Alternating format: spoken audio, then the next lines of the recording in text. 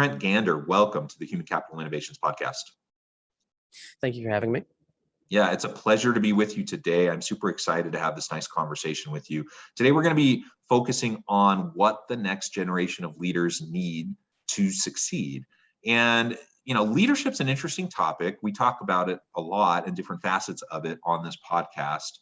We've explored all different angles. And one thing I've noticed is that there tends to be a bit of a generational divide in terms of how people view leadership, what they feel is a measure of a good leader, how they like to be led, their preferred style, and how they want to lead.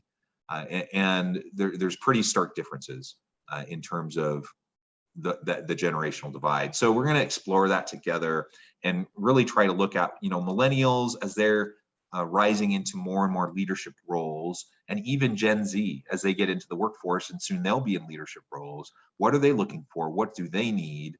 How do they like to lead, and what skills, knowledge, skills, abilities, competencies, capabilities will they need to be successful?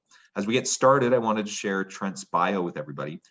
Trent Gander has been a professional freelance writer for almost 6 years. He has explored and refined numerous ideas in regards to leadership and self-determination, some of which is found in his blog, The Gentleman's University of Manliness, under his moniker, The Irreverent Gentleman. I love that.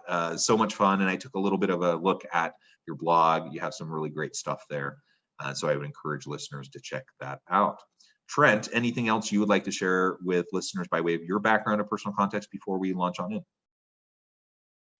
in? Not all that much. I have spent a decent amount of time outside of what people would consider normal society. I was raised in a homeschool house, and we pretty much kept to ourselves, having a religious background, and that definitely has shaped a lot of my views on things and has given me some clarity when compared to what I would consider the outside world in regards to what is normal compared to people, because that plays a huge role in what people define leadership, define society as. And I've been somewhere in between what people believe is polite society and what I consider the real world, the harsher world out there. Yeah, that's super interesting. And if you don't mind just sharing a little bit more specifics about that background, where did you grow up? Where were you homeschooled? A little bit more of that context would be super helpful.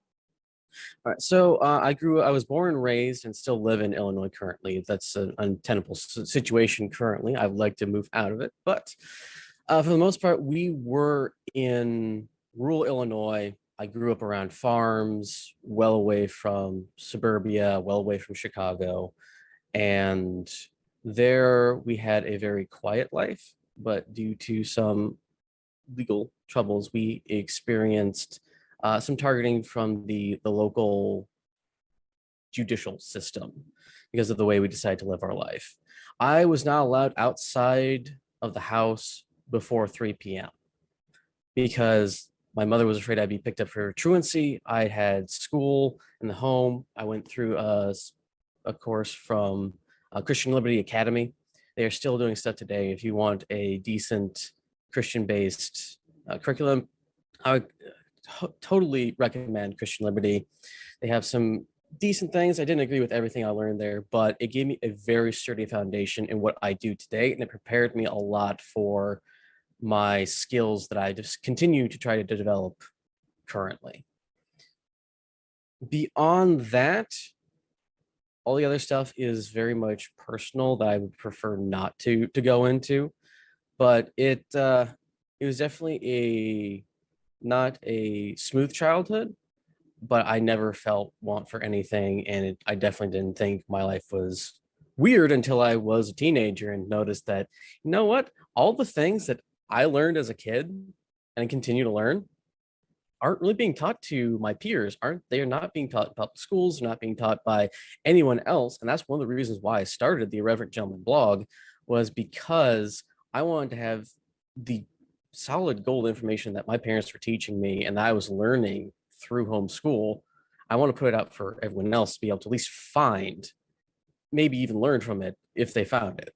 Because if you encounter homeschoolers, there's a significant gap between public schoolers and homeschoolers. You'll find them a little bit more mature. They even did a study somewhere around the 2008 period, I think it was, that said that homeschoolers are better adjusted to college life than children who were completely public schooled up until that point. They were able to socialize within a broader range of age differences compared to those who are only surrounded by people who were the same age as them for 7 to 8 years.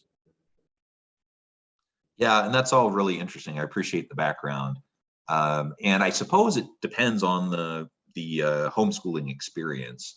I'm from rural Northwest Missouri, and there were a lot of people who were quote unquote homeschooled, but that at least at the time in Missouri didn't mean anything. Like it just meant they didn't go to public schools.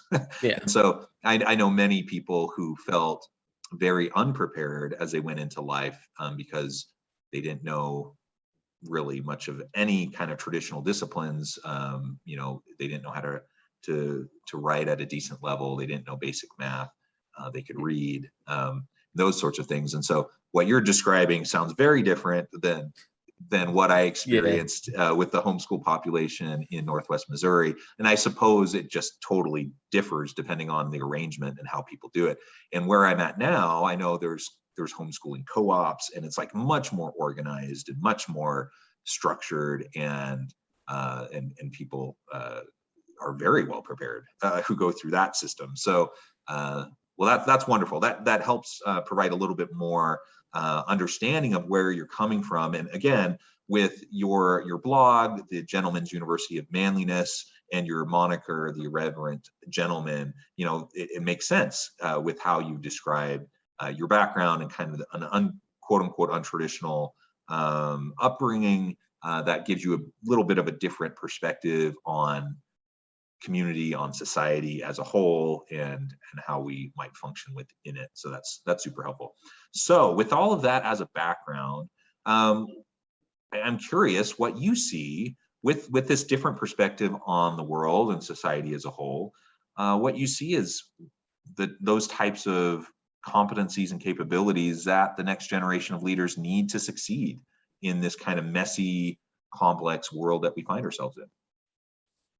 It definitely is going to be a significant struggle for the next generation of leaders.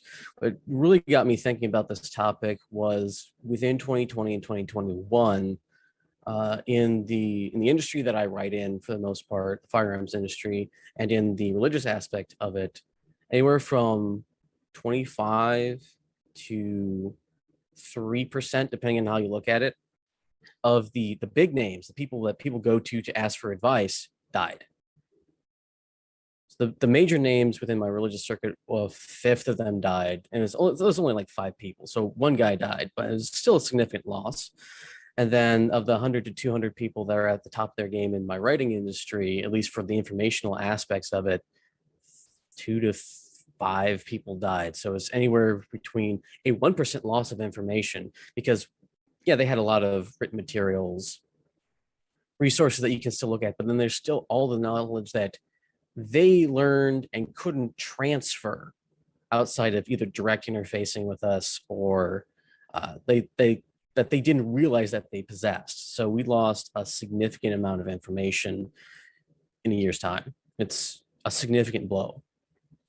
And it got me thinking, what is the next generation going to do? How are they going to be transferring information? Do they even know that they need to transfer and record the information that they are gaining now in order to pass it on to the next generation? It reminded me of a video clip of a Kali martial artist. He is probably about 10 years ago, he was the current grandmaster of the school that he participated in. And he said, "This saddens me because all the rest of the people in my school, the people who taught me, I'm the least of all of them. I was the worst student of them all. Everyone else, my grandmasters, their grandmasters, the grandmasters before them were significantly better than I am. And here I am now, the last one who is the grandmaster. And you will never know how great they were because they're all dead. And I'm the only one left. I'm the only production that they have, or the only product that they put out left connecting to that generation." So It's this knowledge transfer that you're talking about, so what you perceive is that there's a gap between previous generations and how in the knowledge and abilities that they have versus this upcoming generation, and that we're not seeing the same number of people coming out of this kind of system, so to speak, in terms of being prepared to lead the next generation. Is that what you're saying? exactly the current school system, as one of my associates described it, is designed to make worker drones. There's no getting around it. It's great if you have like an assembly line job. It's just repeated task after repeated task, but doesn't cultivate the individual's ability to be able to think critically, to be able to survive on their own. They'll need a structure within to work, and once they're tossed out of that structure, they're like somebody in the middle of the ocean with a cement block tied to their legs. You can't get out of the situation, and you're panicking and you're drowning. And that's what we're dealing with today. We're dealing with an ocean of information. I grew up before the internet really was significantly everywhere, and I had dial-up internet until about 2012. So I was a little bit slowed down in adopting all the information that was out there, but still, you can open up one social media tab, you'll have probably 20 to 30 different stories about what's happening around the world, the newest, latest, greatest diet tips or whatever is the new thing. And then you'll have 30 to 40 other articles saying how those other articles are bunkum, don't listen to them. You have so much conflicting information and so much information available today. I think people don't know what to do with it. Yeah, and I'm a university professor, and I do consulting work with organizations, and things like this podcast on the side. And one of the biggest roles I see for myself in preparing my students for the future of work and future leadership opportunities is to understand what they're reading with a critical lens, be able to examine it, be able to critique it, be able to recognize what is useful, what is not useful. And my job largely is to curate the information for them and help them learn the process of discerning what is reliable information and what is garbage. And there's plenty of garbage out there, and there's plenty of misinformation. And like you said, there's plenty of conflicting information. And so the only thing we can do is, I'm a big believer in the overall democratization of information, and that there is openness and transparency more than we've seen in previous generations. And I think that overall is a good thing if we can figure out how to use a critical lens to look at information and be able to make good decisions about what we consume and what we do with the information that we consume. So, I'm hearing, what you're saying is that there's these very real struggles around the kind of the constant fire hose barrage of information that we have, and many people aren't, seemingly they're not making good decisions about what information they should be consuming, and that can cause certainly problems for communities and for society as a whole. It also causes problems for how we run organizations and lead our people. And I agree that I think the way the traditional system of education has been set up, it's been set up in such a way to kind of beat the creativity and individuality out of people and to get more conformity and to get more people kind of going along with what traditional society has said is important. And in some ways, I suppose there's benefits to that, but in other ways, we need to unlearn what we may have learned. If you go through the K through 12 system, one of the very first things I see as students come into the university setting is that we're trying to help them relearn how to be creative, relearn how to be inquisitive, because in large part what they're rewarded for, especially as they go further on into their K through 12 experience, is more conformity rather than creativity, in my experience. That has been information similar to what I've heard and seen in the interactions I've had with public schoolers and what other people have reported to me. And going touching on the origin of our school system, which was back in the Victorian period of England. I believe that the system itself originally was a success, and that the reason why the school system was set up the way it was to produce essentially what we can consider a computer program that you could put anywhere within the British Empire in order to have someone who could work within that system and it be same across the entire global empire that was Britain at the time. So if you took a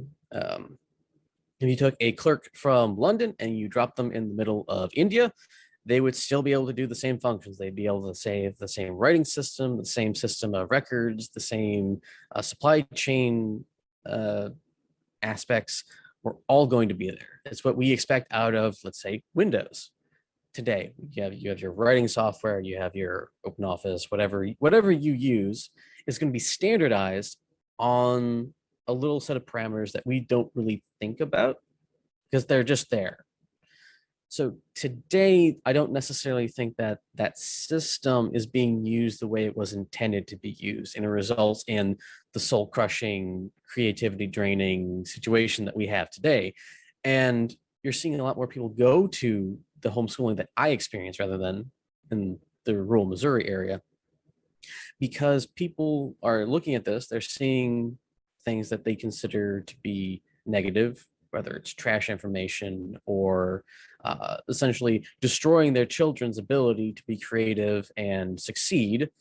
And they want to have their children have a good education. I don't think there's anything wrong with that. That's why we're going back to what is actually the traditional form of learning, where you would learn from your parents or from a master and apprentice scenario, and they would have that direct interaction. Because I'm pretty sure there's studies out there that show that we each learn at different rates and different styles, but one of the things that is actually consistent is that we learn through doing. If I walk you through it, if you do it, and you're more likely to remember than I have you write the same word 1,000 times on a piece of paper, you're going to be like, I hate that word. I'm never going to deal with it again. And then you find out that that word is actually important compared to something else. Like, I think painting is really cool, but then there you get into the mathematical structures of paintings and all that stuff, and you get inundated with all the math and the artistic ideas, and it just starts to bog you down. Then you say, you know what? I just like to paint. Can it just be that simple?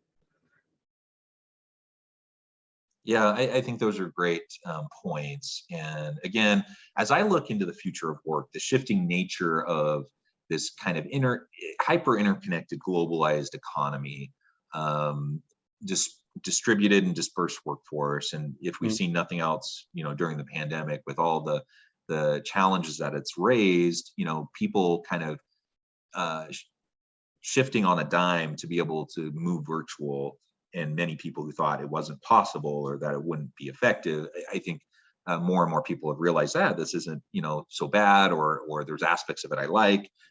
So now we have more distributed teams. We have more virtual work or hybrid work arrangements, and the world is just increasingly complex and messy as we're trying to effectively interact in this hyper interconnected global marketplace. And so as I think about what I need to be able to do to be an effective leader today versus, say, someone who ran an organization that was geographically bound, relatively simple in comparison to what we're dealing with in terms of strategic and competitive pressures today, it's a different beast, it's a different animal. And so someone might have been able to be effective, in a previous generation in a different context. In this context, I see that people, they need to be agile and adaptive. They need to be strong problem solvers and critical thinkers. They need to be able to utilize the scientific method in a fast pace. So they need to be able to iterate, experiment, iterate, learn, grow, and adjust in rapid fire fashion if they're going to be able to be successful in the future of the global economy. And I don't think a lot of people are very well prepared for that. I think a lot of leaders who have found success in previous settings find themselves now in a situation that they're not terribly comfortable with, and they're not sure how to move forward. And we have younger people, young millennials and Gen Zers, who kind of have different expectations for what they want from work, how they want to interact with their employer, with their boss, and so forth. And we just need more authenticity, more creativity, more innovation. And I don't see that happening in an organization where there's kind of this top-down authoritarian approach, where conformity and loyalty are like the number one and number two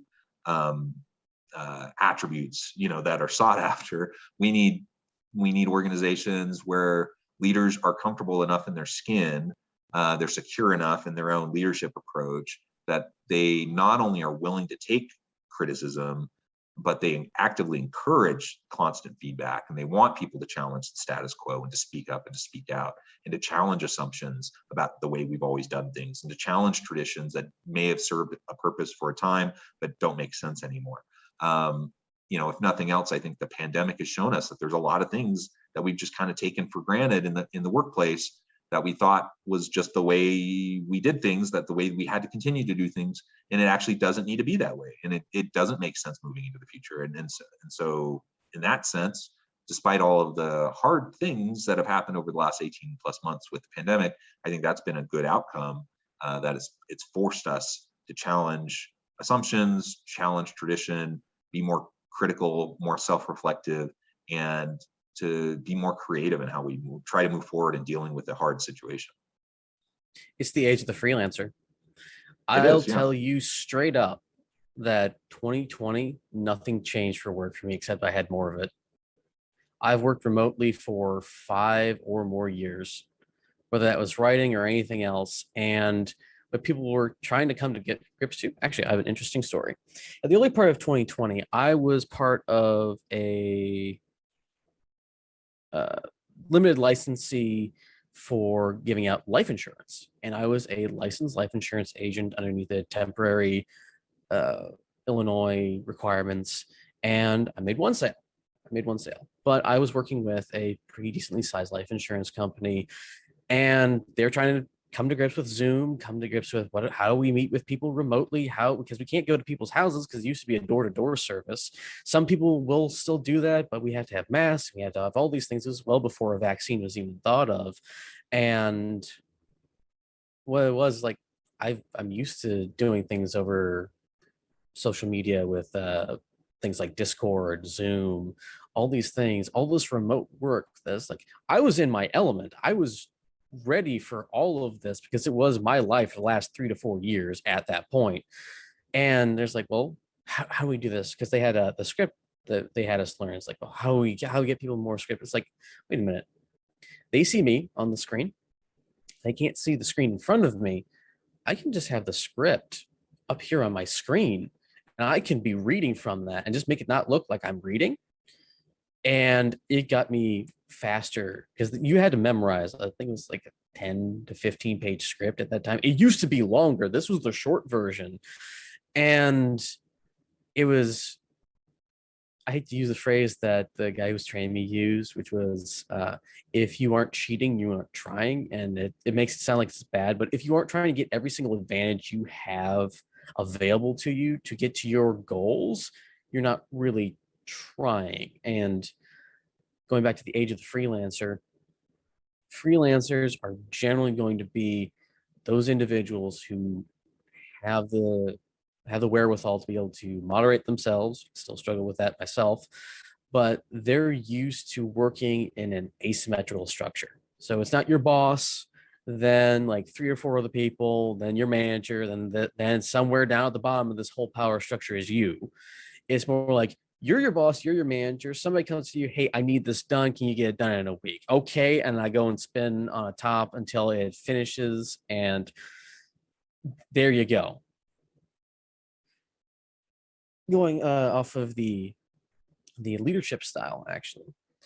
For me, from what I looked into history and stuff, proper leadership styles really haven't changed for a good 2,000 to 3,000 years. It's just the circumstances.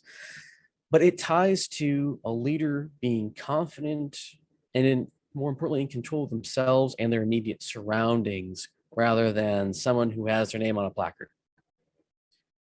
Yeah. And I can see why, I think it was about 6 years ago now, they started accepting people who were in competitive video games to get scholarships to college, because many of the games that they were accepting are team oriented games. So you'll have team leaders or people who can work well with other people practicing. Yes, it's a video game. Yes, it's not as much as, say, football or other sports that are team oriented, but it's still team oriented. And so there are significantly different numbers of gamers, because that's what I do on my free time is play video games. You'll have one game where it's just me versus everyone else, and that includes my team. And those are the really fast-paced, we call them arcade shooters, at least in my neck of the woods. And then you have the team-oriented tactical shooters, where you have somebody who's coordinating the team, then you have sub teams, and then you have the teams themselves.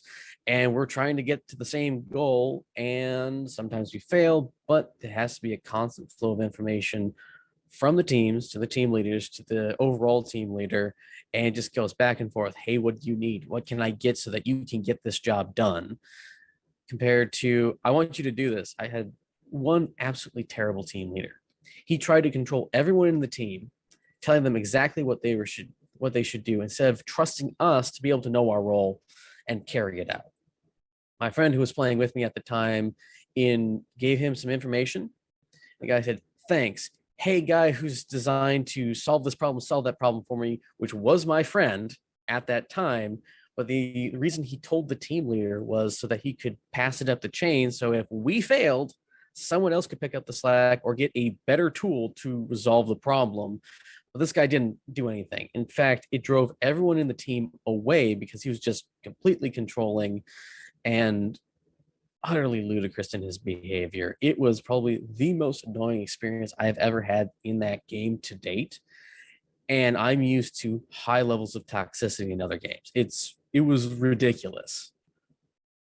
Well, and you bring up such a good point, because even the nature of how we're experiencing team dynamics and learning leadership styles and approaches, to do this in online interactive gaming, a generation ago wasn't even a thing, right? And exactly. The closest we had was soccer or football, depending on how you look at it.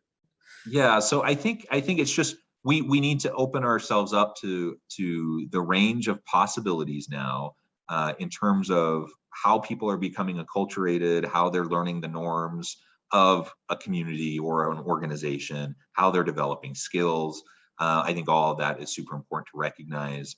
And ultimately, like you said, we don't want controllers. We don't want people micromanaging us. We want people that will learn how to leverage our capabilities and support us in doing our jobs. We're the experts. We know how to do our work. You also brought up the age of the freelancers, and the growth of the gig economy associated with that. And organizations too are leaning more on platforms to rent talent from across the globe. And so, if I'm a small mom and pop shop, or I'm a small operation, and I need marketing help or PR help or whatever, right? But there's so many platforms out there now that I can go get really high quality people that I don't have to have on my payroll as a full-time or even part-time employee, and I can just do contract work with them. And it's just easier than ever to be able to do those things. And so the whole way we interface with work and the nature of work and how we interface with our boss, all of that is shifting, and all of that is just part of what we need to be paying attention to as we're preparing to lead the organizations of the future.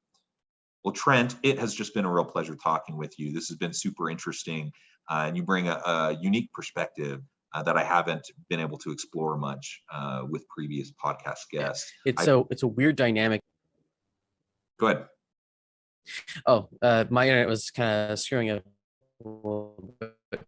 It's amazing how we're going forwards and backwards at the same time, because before you would see all these either mom and pop stores like you were talking, they were the freelancers before us. There was the individual town smithies, where it's like, hey, I was trained by this one guy and I came. The same thing, but it's now in a digital landscape compared to you actually had to move locations in order to get to a location and set up your shop and become an individual and be an owner operator of a particular business. Now, all you need is a computer or a passable tablet, maybe even a phone even, and you can succeed. Yeah, it's really an interesting shifting world that we're in for sure. Trent, it has just been a real pleasure talking with you today. I appreciate all of your insights. Before we wrap up, I just wanted to give you a chance to share with listeners how they can get connected with you and find out more about your work, and then give us the final word on the topic for today. Okay, well, you can reach me through the email that I provided to John. You can also reach me through Gent Dear Reverend, my Twitter handle. I have the Irreverent Gentleman Facebook page on Facebook, but I'm trying to get away from that social media platform. You can also follow the blog and see what I put out next. I also have a Subscribe Star, which is, if I remember correctly, Trent's Guide to Everything, because it converges like 3 to 4 of my different projects into one, because why make a different Subscribe Star for each individual one when I can just do it one time and try to put as much effort into it as I can, which I haven't done. And the last word, what do I want to say about this subject? Develop yourself and control your area so that you can help other people control theirs. Well said. Well said. Thank you, Trent. It's been a pleasure. I appreciate all of your insights, the time you shared with listeners, and the examples and the stories you shared as well. I encourage listeners to reach out, to get connected, find out more about what Trent can do for you. Check out his blog, check out his other work. And as always, I hope everyone can stay healthy and safe, that you can find meaning and purpose at work each and every day. And I hope you all have a great week.